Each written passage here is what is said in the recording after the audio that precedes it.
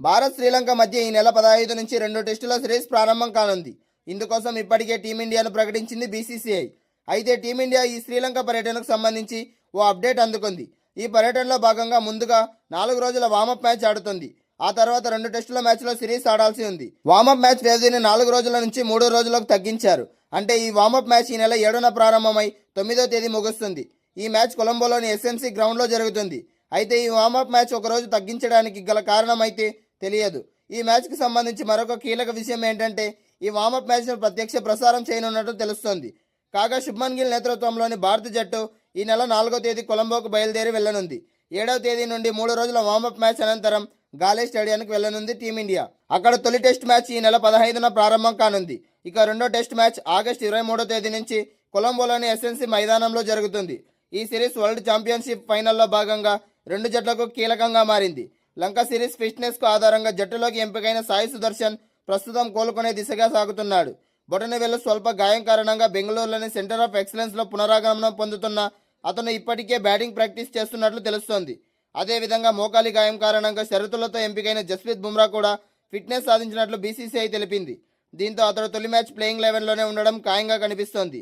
ఇక సాయి సుదర్శన్ కూడా కోలుకుంటే తొలి మ్యాచ్లోనే బరిలోకి దిగడం ఖాయం. మొత్తానికి ఈ నెల 4వ తేదీ టీమిండియా కొలంబోకి బయలుదేరి వెళ్లనుంది. దక్షిణాఫ్రికా, జింబాబ్వే, నమీబియా ఆతిథ్యమిస్తున్న ఐసీసీ పురుషుల వన్డే ప్రపంచ కప్ 2027 కోసం ఐసీసీ సరికొత్త ఫార్మెట్ను ప్రకటించింది. మొత్తం 14 జట్లు పాల్గొనే ఈ టోర్నీలో పోటీని మరింత ఆసక్తికరంగా మార్చడానికి 3 ప్రధాన దశలను ప్రవేశపెట్టారు. ముఖ్యంగా తక్కువ ర్యాంక్ కలిగిన 3 జట్లు సూపర్ సిరీస్ ఆడి 1 గ్రూప్ స్టేజ్కి అర్హత సాధిస్తుంది. ఆపై 12 జట్లు 2 గ్రూపులుగా అంటే 6 చొప్పున విడిపోయి 30 మ్యాచ్లు ఆడతాయి. ఆ తర్వాత సూపర్ 7, సెమీఫైనల్, ఫైనల్ మ్యాచ్లు జరుగుతాయి. పురుషుల వన్డే ప్రపంచ కప్ 2027కు సంబంధించి ఐసీసీ వేదికలను ఖరారు చేసింది.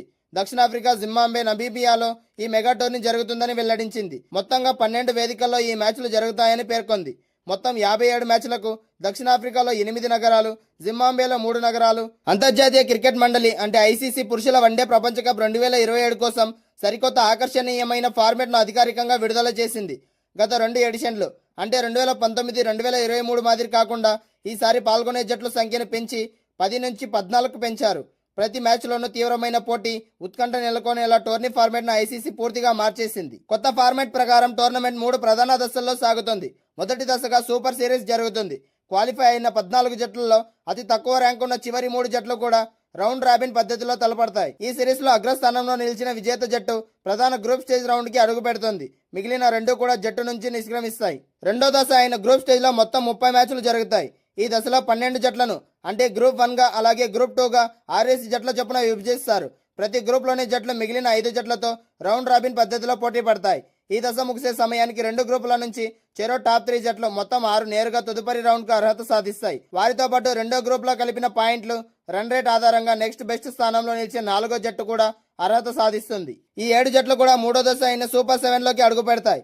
సూపర్ 7 దశలో మొత్తం 21 రౌండ్ రాబిన్ మ్యాచ్లు నిర్వహిస్తారు. ఈ రౌండ్ ముగిసిన తర్వాత పాయింట్ల పట్టికలో నిలిచే మొదటి 4 జట్లు అంటే P1, P2, P3, P4 సెమీఫైనల్కు అర్హత సాధిస్తాయి. మొదటి సెమీఫైనల్లో P1, P4, రెండో సెమీఫైనల్లో P2, P3 తలపడతాయి. ఈ సెమీఫైనల్ విజేతలు విశ్వ విజేత కిరీటం కోసం ఆఫ్రికా గడ్డపై ఫైనల్ మ్యాచ్ తలపడతాయి. క్రీడలు దేశాల మధ్య అనుబంధాన్ని పెంచాలనే ఉద్దేశం మంచిదే అయినప్పటికీ సరిహద్దుల్లో ఉద్రిక్తతలు కొనసాగుతున్న వేళ ఇటువంటి ఘటనలు తీవ్ర దుమారాన్ని రేపుతున్నాయి. ఈ క్రమంలో భారత స్టార్ మహిళా క్రికెటర్ జెమిమా రోడ్రిగ్స్ పాకిస్తాన్ కెప్టెన్ ఫాతిమా సనాను ఆప్యాయంగా కౌగిలించుకోవడం ఇప్పుడు నెట్టింట్లో పెద్ద తుఫాన్నే సృష్టించింది. పెహల్గాం ఉగ్రదాడి ఘటన తర్వాత భారత్ పాకిస్తాన్ మ్యాచ్ల్లో క్రికెటర్లు హ్యాండ్ షేకులు ఇవ్వకూడదనే నియమాన్ని పాటిస్తూ వస్తున్నారు. అయితే ది 100 లీగ్లో భారత స్టార్ మహిళా క్రికెటర్ జెమిమా రోడ్రిగ్స్ పాకిస్తాన్ కెప్టెన్ ఫాతిమా సనాను ఆప్యాయంగా కౌగిలించుకోవడం ఇప్పుడు నెట్టింట్లో పెద్ద తుఫాన్నే సృష్టించింది.